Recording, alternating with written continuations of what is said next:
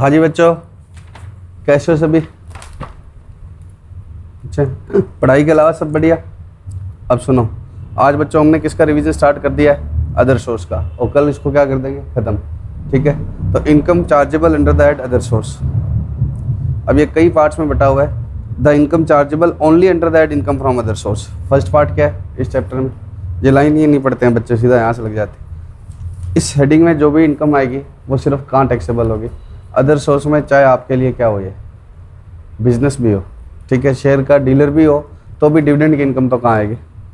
Other source में। तो dividend income will always be taxable under that other source. ठीक है, अब ये एक नहीं है, अनेकों हैं। जो किस हेडिंग में चल रही है? फर्स्ट में। ठीक है, आप इनको अंडरलाइन कर लो, पहली लाइन को, कि ये अदर सोर्स में आएगी, ताकि तुम इस लाइन को भी याद रखो। क्यों? चलती जा रही है, चलती जा रही है, चलती जा रही है।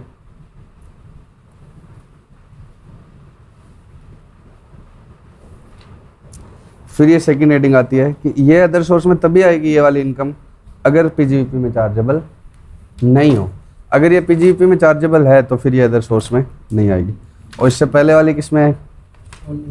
Only and only in other source. सिर्फ और सिर्फ अदर सोर्स में आएगी, इससे पहले जो इनकम लिखी। और इसके बाद जो इनकम आ रही है वो तभी आएगी जब वो क्या है? पीजीवीपी में चार्जेबल नहीं हो तभी। ठीक है, अब हम पहले स्टार्ट कर रहे हैं। अब ये हेडिंग आप देख लेना, जब भी कोई इनकम बोलूं तो आप पहले चेक कर लेना कि हमेशा ही अदर सोर्स या पीजीवीपी में नहीं आया तो अदर सोर्स। इसमें दो ही इनकम के बारे में मेन जो है बड़ा लेंदी डिस्कशन होगा, वो क्या है? Gifts and dividend. तो पहले हम सीधा किससे स्टार्ट करते हैं? गिफ्ट से। गिफ्ट नाम का वर्ड ही इनकम टैक्स में यूज नहीं हुआ। क्या है? एनी सम ऑफ मनी और value of property received without consideration. क्या? बिना कंसिडरेशन के मिलना। ऐसे नहीं लिखा हुआ गिफ्ट, क्या लिखा हुआ है? Without consideration. क्या लिखा हुआ है? Without consideration. चाहे क्या मिले? मनी। चाहे क्या मिले? प्रॉपर्टी।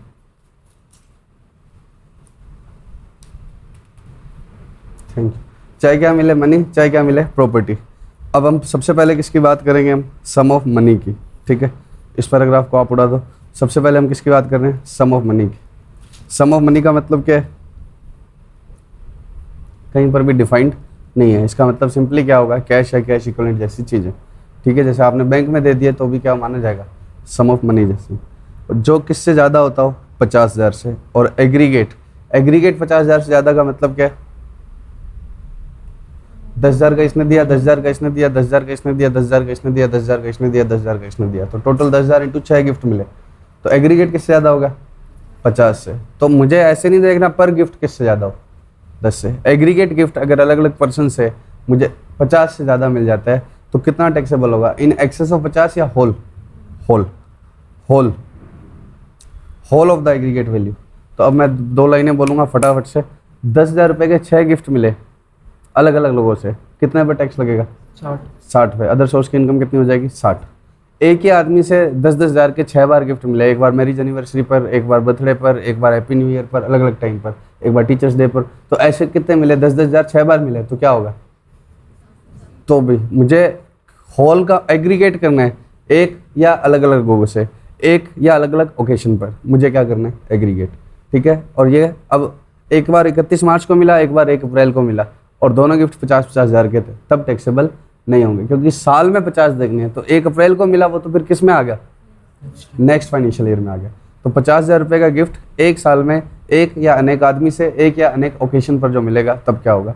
50,000 या उस 50,000 से ज़्यादा होगा तो 50,000 से ज़्यादा वाला टैक्सेबल होगा या पूरा पूरा टैक्सेबल होगा? पूरा पूरा। ठीक, नेक्स्ट बच्चों आता है प्रॉपर्टी।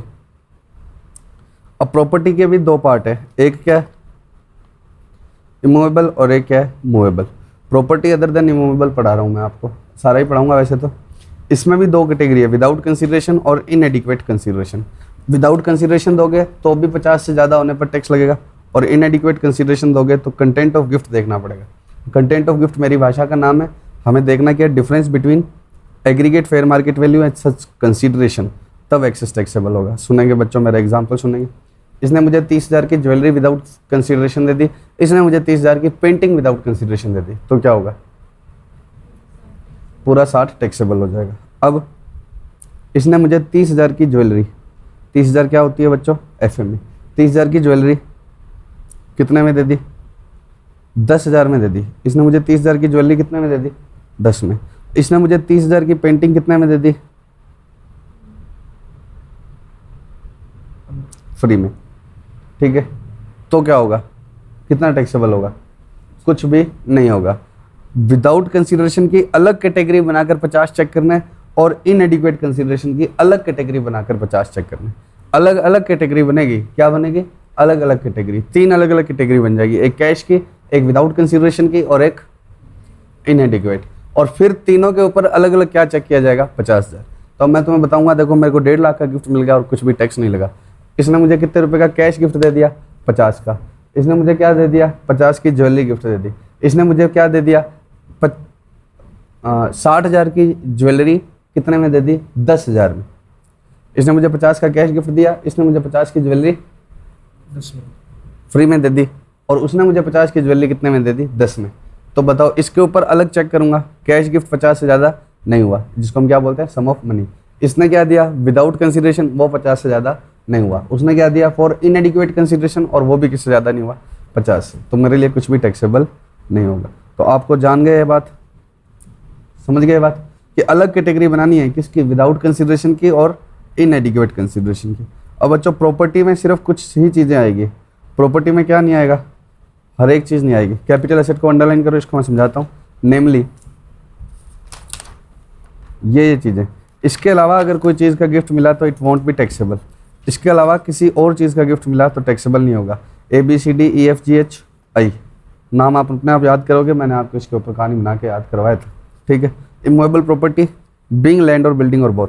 तो आपने मुझे कोई इमूवेबल प्लांट दिया तो वो नहीं कवर होगा। बीइंग का मतलब क्या है, सिर्फ यही चीज़, कोई और इमूवेबल इसमें कवर नहीं होगा। लैंड, बिल्डिंग और both, share, securities, jewelleries, archaeological collection, drawings, paintings, जो कैपिटल एसेट में किस में से छोड़े हुए थे, पर्सनल इफेक्ट्स में से वही।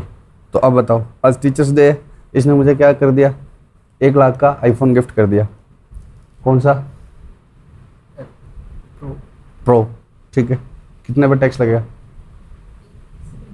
किसी पर भी नहीं। क्यों नहीं, क्योंकि गिफ्ट इन्हीं का होना चाहिए। गिफ्ट किन का होना चाहिए, इन्हीं का। या तो इमूवेबल प्रॉपर्टी देती, इमूवेबल को तो चलो छोड़ दो, अभी हमने समझा ही नहीं।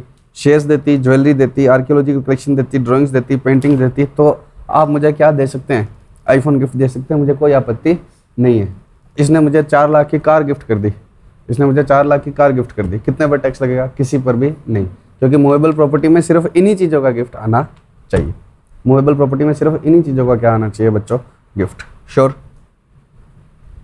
नहीं, क्या पक्का? तो आप लाना चाहो तो ला सकते हैं, कोई दिक्कत नहीं है हमें। इन्हीं चीज़ों का क्या आना चाहिए, गिफ्ट। और वो भी कैसे आना चाहिए, as capital asset. As capital asset का मतलब क्या है, बिजनेस। बता रहा हूँ ना, ज्वेलर हूँ मैं कौन हूँ, सोनी, मैं हूँ ज्वेलर, ठीक है, सोनार, ठीक। मैंने किसी से 1.5 करोड़ का गोल्ड कितने रुपए में खरीद लिया, मैं तो सस्ते से सस्ता खरीदूंगा ना, बेचूंगा फेयर मार्केट वैल्यू, तो मेरे को कितने में मिल गया, 1,40,00,000 में मिल गया, ठीक है। तो क्या 10 करोड़ का गिफ्ट आ गया, या विदाउट इनएडिक्वेट कंसिडरेशन आया, यस आया। बट ये कैसे आया, एज स्टॉक इन ट्रेड। कैसे आया, एज स्टॉक इन ट्रेड। तो ये आपको एज अ कैपिटल एसेट नहीं आया। ये आपको कैसे आया बच्चों, एज स्टॉक इन ट्रेड। तो प्रॉपर्टी भी होनी चाहिए, और किसके टाइप से होने चाहिए, स्टॉक इन ट्रेड की टाइप से। प्रॉपर्टी भी होनी चाहिए, और किस टाइप से आनी चाहिए, स्टॉक इन ट्रेड की टाइप से। श्योर, पक्का?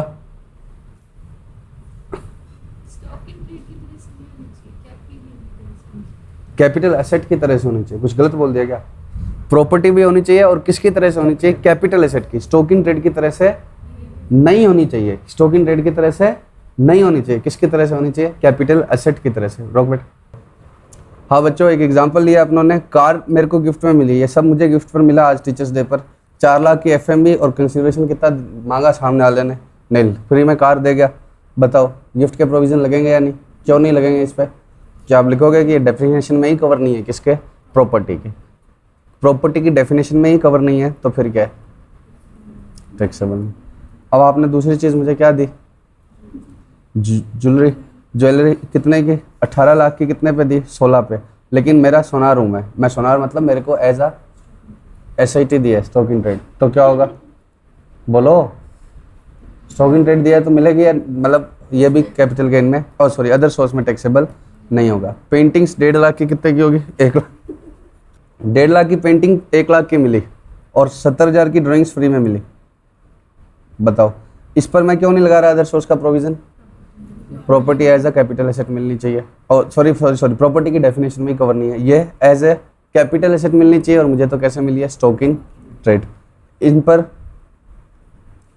ये बताओ अलग अलग कैटेगरी बनाऊं या एक ही बनाऊं? लाइन खींची नहीं तो अलग अलग बनेगी, क्यों? क्योंकि ये क्या है? विदाउट कंसिडरेशन नहीं है, ये इनएडिक्वेट कंसिडरेशन है, और ये क्या है? Without consideration. तो इसमें क्या होगा?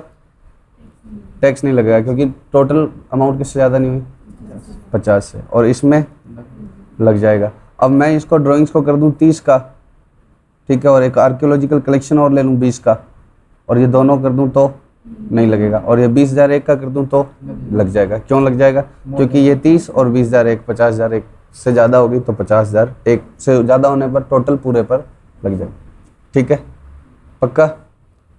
अब किसी ने गोल्ड डिपॉजिट बॉन्ड्स दिए मुझे, किसी ने मुझे क्या दिया?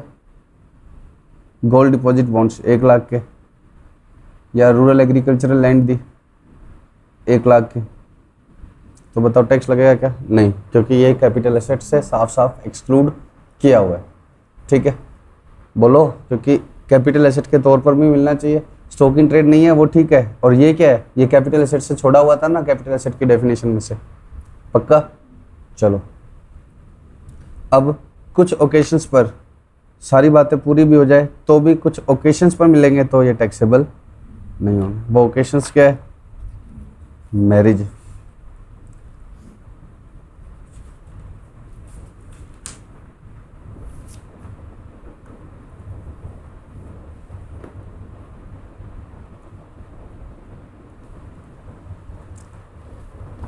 इन जगह पर ये नहीं लगेगा, ये सेक्शन नॉन एप्लीकेबिलिटी। ठीक है, रिलेटिव से मिले तो मैरिज, इसने बोल दिया तो मैरिज भी टिक कर देते। रिलेटिव से मिले तो, और मैरिज पे मिले तो। मैरिज किसकी? खुद की। क्वेश्चन आया हुआ है कि आपको अपनी बेटी की शादी पर आपको गिफ्ट मिला तो टैक्सेबल होगा। ठीक है, पापा की शादी पे आपको गिफ्ट मिला, टैक्सेबल होगा। पापा की शादी होगी बार नालायक, अब कुछ भी बुला लो, तो आपको खुद की शादी पर मिलना चाहिए। आपके भाई बहन, बेटा बेटी या किसी और की शादी पर अगर आपको गिफ्ट मिलता है तो वो आपके लिए टैक्सेबल ही होगा। ठीक है, अब समझो, आपने मुझे कार गिफ्ट दी तो वो वैसे ही नहीं है। आपने मुझे ज्वेलरी गिफ्ट दी, बट कब दी? मेरी शादी पर दी, तब वो क्या है? भले ही 50,000 से बड़ी भी हो तो भी टैक्सेबल नहीं है। ठीक है, विल और इनहेरिटेंस में आया, ठीक है, तो आपके लिए टैक्सेबल नहीं। फादर की डेथ होगी, विल लिख कर गए या बिना विल लिख कर गए, इनहेरिटेंस में आया तो भी आपके लिए टैक्सेबल नहीं है। एक बार अपने रिलेटिव देख लें पहले। ठीक है, in contemplation of death of honour क्या होता है? अभी देखते हैं रिलेटिव। कंटेम्पलेशन ऑफ डेथ का मतलब मुझे अब लग रहा है मैं जाऊँगा, ठीक है, और मैंने मरते समय क्या कर दिया? आपको कोई मूवेबल प्रॉपर्टी दे दी, तो ये कोई गिफ्ट विल नहीं लिखा, लेकिन मैंने आपको हैंड ओवर कर दी कि आप मेरी मरते समय सेवा कर रहे थे, तो इसको क्या बोलते हैं हम? Contemplation of death. लेकिन अगर मैं नहीं मरा तो ये चीज़ वापस मेरी हो जाएगी। ठीक है, अगर मैं नहीं मरा तो आपको ये चीज़ वापस मुझे लौटानी पड़ेगी। लोकल अथॉरिटी से आया तो भी, किसी फंड, फाउंडेशन या यूनिवर्सिटी और अदर एजुकेशनल इंस्टीट्यूशन से आया, हॉस्पिटल से आया, अदर इनसे। अब ये आप याद रख लेना, ठीक है, इन सबके क्या लिखे हुए नीचे सेक्शन, कि ये फंड इसमें अप्रूव होना चाहिए, ये इसमें अप्रूव होना चाहिए, ये इसमें अप्रूव होना चाहिए। ठीक है, मैं आपको एग्जांपल दे देता हूँ। ठीक है, लोकल अथॉरिटी कई बार मेडिकल ट्रीटमेंट करा देती है, स्कॉलरशिप वगैरह दे देती है, तो इस तरह की चीज़ों को कवर करने के लिए। ठीक है, fund, foundation, university, educational institution, hospital, ये सब क्या होते हैं? फ्री ट्रीटमेंट करवा देते हैं, स्कॉलरशिप दे देते हैं, एम्स वगैरह, और ये सब तो क्या है? बोलो, टैक्सेबल नहीं है। कोई ट्रस्ट या इंस्टीट्यूशन से आया तो क्या होगा? तब भी ये टैक्सेबल नहीं है। ट्रस्ट और इंस्टीट्यूशन, जैसे 13 ट्रस्ट बना हुआ है जैन समाज का, तो उनको उनसे मिला तो, और इन ट्रस्ट को भी मिलेगा तो भी नहीं। अभी तक क्या था? फ्रॉम, अब क्या है? बाय। अब क्या है? बाय एनी फंड और अदर। ठीक है, और ये क्या है? जो ट्रांजेक्शन्स को हम क्या नहीं मानते थे? ट्रांसफ़र 47 में, याद है तुम्हें? होल्डिंग सब्सिडरी को दे दे, सब्सिडरी होल्डिंग को दे दे, तो हम ट्रांसफ़र नहीं मानते थे। अब चाहे सब्सिडरी और होल्डिंग एक दूसरे से क्या ले?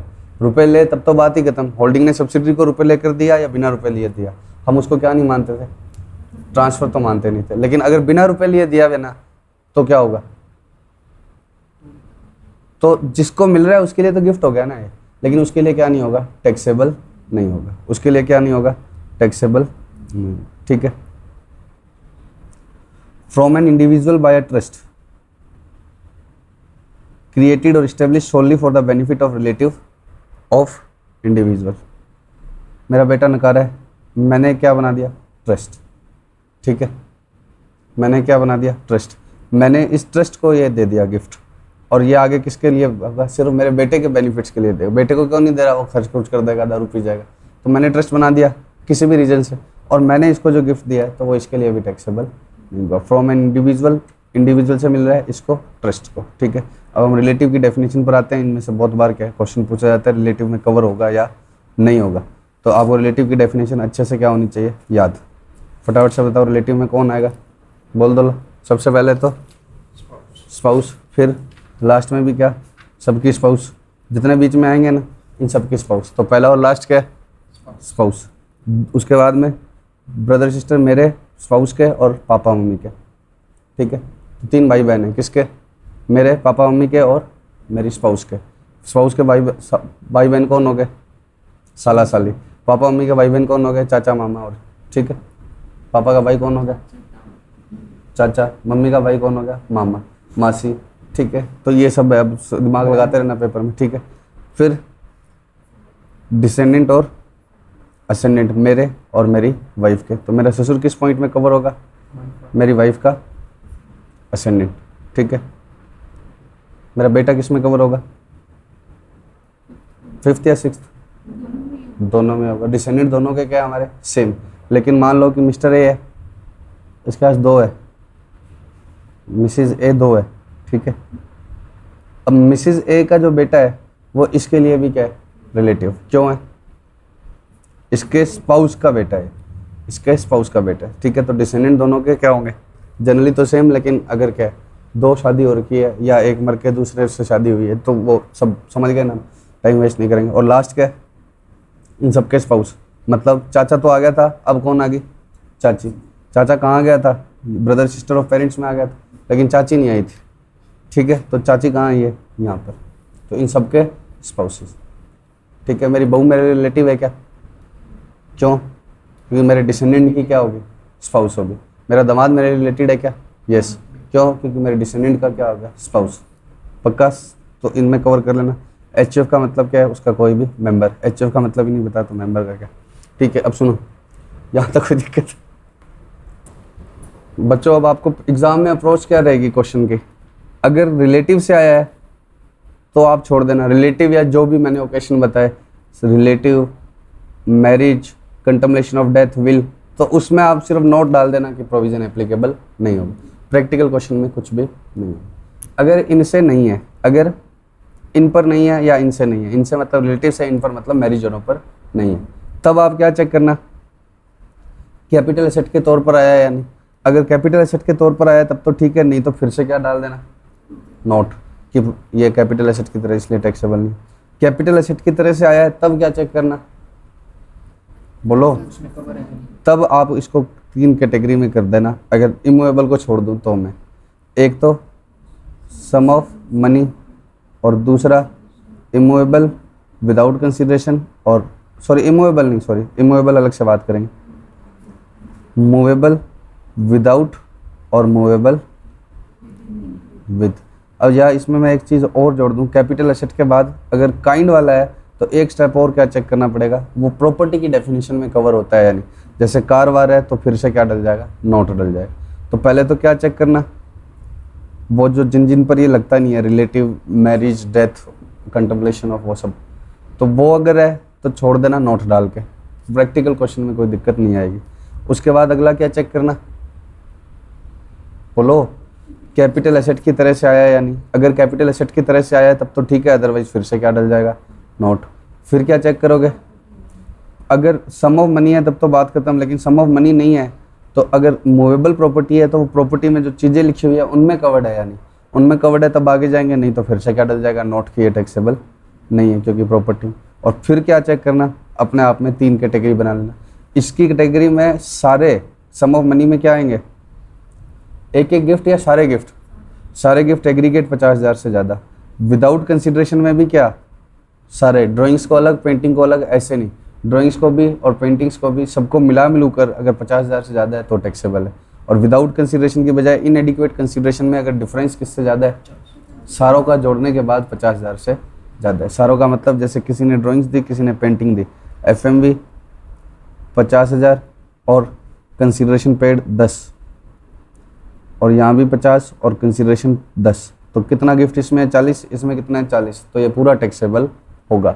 सारों को जोड़ना पड़ेगा। कार दी तो वो तो मैंने यहाँ से पहले ही हटा दिया, अगर ठीक है पक्का। हाँ बच्चों, अब हम किसके गिफ्ट स्टार्ट कर रहे हैं, इमूवेबल प्रॉपर्टी के। इन सबका सेक्शन कौन सा है, 56 to 10। इन सबका सेक्शन कौन सा है, 56 to 10, 56 to 10, 56 to 10। Immovable property, land और बिल्डिंग और बोथ, विदाउट कंसिडरेशन और इनएडिक्वेट कंसिडरेशन, सब अपने आप में अलग अलग कैटेगरी है। ठीक है, एक बार विदाउट कंसिडरेशन में मैं तुम्हें अभी इसमें कैसे चेक करना है, ऐसा होता नहीं है जनरली कि 50,000 से कम की क्या हो इमूवेबल प्रॉपर्टी, लेकिन पहली 10,000 की कितने में मिली विदाउट कंसिडरेशन में, तो 10,000 की 6 प्रॉपर्टी क्या मिली विदाउट कंसिडरेशन, तो कितने पर टैक्स लगेगा, नील पर। इसमें है ना, हर प्रॉपर्टी अपने आप में क्या है, कैटेगरी है। इसमें हर प्रॉपर्टी अपने आप में क्या है, कैटेगरी। अगर यही क्या होता है, ज्वेलरी होती 10,000 की और 6 अलग अलग लोगों से क्या मिली होती, फ्री में मिली होती, तो क्या लगता है 60 पे। लेकिन इमूवेबल प्रॉपर्टी में हर प्रॉपर्टी अपने आप में एक कैटेगरी है, सबका अलग अलग क्या चेक किया जाएगा 50। और आप समझ सकते हो कि कोई ज़रूरत नहीं है, क्योंकि 10,000 की कौन सी इमूवेबल प्रॉपर्टी आती, एक भी दे दोगे तो क्या होगा, 50 से बड़ी होगी। तो इसमें कैटेगरी क्या है, हर गिफ्ट अपने आप में एक क्या है, सेपरेट कैटेगरी है।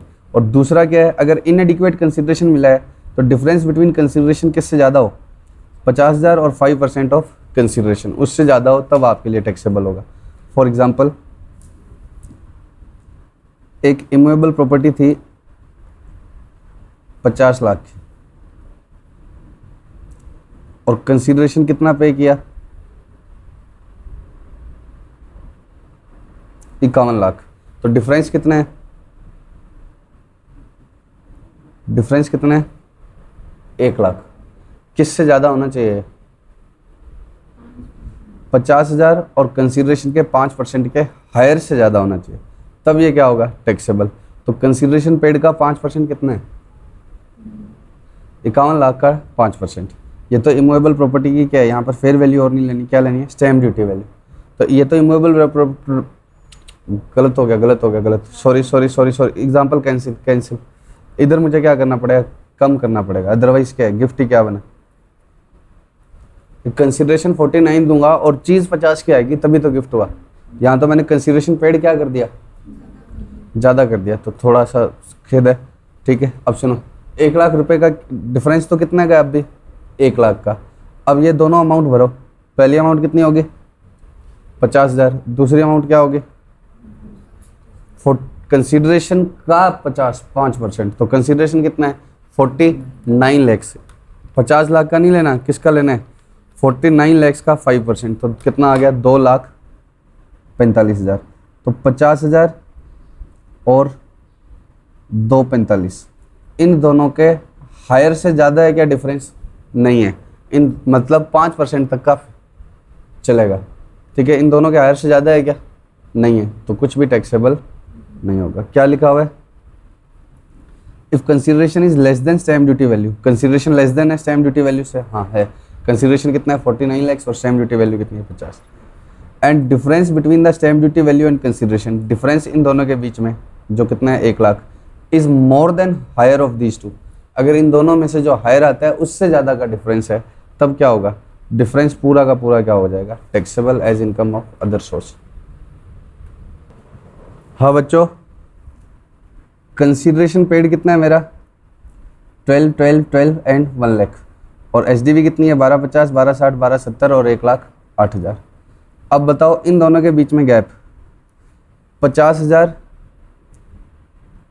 और कंसिडरेशन पेड 12 लाख का 5%, 60,000 का हायर कितना 60 60। क्या 60 से ज़्यादा है? नहीं। नहीं है, तो कुछ भी टैक्सेबल नहीं होगा। ठीक, फिर इन दोनों के बीच का गैप 60 कितना है? 50 और 60, यही लिमिट आएगी इन दोनों में। ज़्यादा है क्या? नहीं, तो कुछ भी टैक्सेबल नहीं होगा। यहाँ यही लिमिट आएगी 50 और 60, तो यहाँ पर कितना टैक्सेबल हो जाएगा? 70 आप ये मत बोलना ऊपर वाला टैक्सेबल होगा। टैक्सेबल पूरा कितना होगा? 70। और यहाँ पर 5000 और 50 का हायर कितना आएगा? 50। तो ज़्यादा है क्या? नहीं, तो फिर भी कुछ भी टैक्सेबल नहीं होगा। तो पहले तो आप हमेशा क्या करोगे? कंसीडरेशन पेड का 5% और 50,000 का क्या लोगे? हायर। स्टेप 1 तो ये होगा। स्टेप 2 क्या लोगे? Difference between SDV and consideration amount. ठीक है, अब इफ 2 इज ग्रेटर देन 1, ये वाला चीज़ क्या है? ज़्यादा है, तब क्या होगा? 2 इज टैक्सेबल।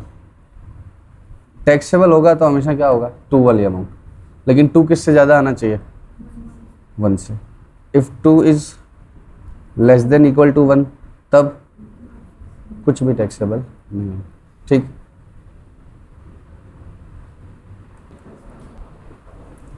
अब ये आपने value to be consider where the date of agreement and date of registration is different. Stamp duty value जो हम ले रहे हैं ना, वो किस दिन की ली जाएगी? वो जीपो गरीब आवाज़ें कहाँ से आई है बच्चों? कंसीडरेशन पेड कितने का है? 10 का। SDV कितने की है? 15। 10 और 17, ये क्या है?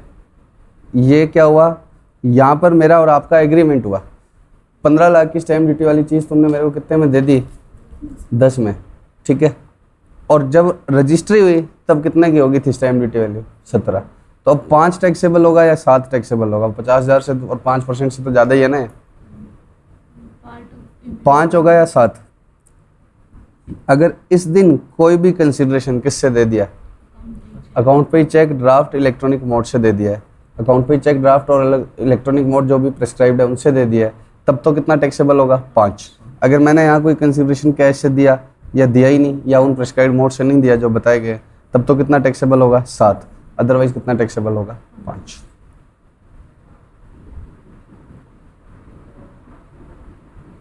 अगर इनके बीच में डिफरेंस है तो क्या लेना है आपको? 15 ही लेना है 17 की बजाय। अगर किससे दे दिया है कंसिडरेशन? कंसिडरेशन 15 और स्टैम्प ड्यूटी वैल्यू 15 या 17 किस पर डिपेंड करेगी? अगर ये इन सिस्टम से पैसा आ गया तब तो 15, अदरवाइज 17। ऐसा हमने वर्ड लिखा है ना, कहाँ पर पढ़ा था ऐसा? 50C।